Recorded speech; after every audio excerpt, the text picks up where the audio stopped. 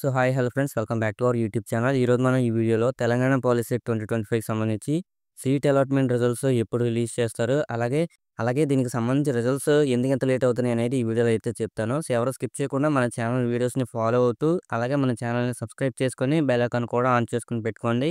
అలాగే ఈ వీడియోని మీ ఫ్రెండ్స్కి కూడా షేర్ చేసి వాళ్ళకు కూడా ఉపయోగపడేలాగా చేయండి. అలాగే ఈ వీడియోని లైక్ చేసేయండి. సో ఇంక ఏమాత్రం లేట్ చేయకుండా వీడియోలోకి అయితే వెళ్ళిపోదాం. So Telangana POLYCET 2025 first phase seat allotment results release కాకపోవడానికి ఇంపార్టెంట్ రీజన్ వచ్చేసరికి సర్వర్స్‌లో వచ్చినటువంటి టెక్నికల్ ఇష్యూస్ కారణంగా 3 రోజుల నుంచి మనకు రిజల్ట్స్ అయితే రిలీజ్ చేయలేదు. సో అన్‌అఫీషియల్ ఇన్ఫర్మేషన్ ప్రకారం అయితే మనకి స్టూడెంట్స్ సబ్మిట్ చేసిన వెబ్ ఆప్షన్స్ చేంజ్ అయ్యాయని, అలాగే అధికారులు చేసిన మిస్టేక్స్ వల్ల ఈ విధంగా జరిగిందని ఈరోజు న్యూస్ పేపర్స్‌లో వచ్చినటువంటి ఇన్ఫర్మేషన్ ద్వారా అయితే తెలుస్తుంది.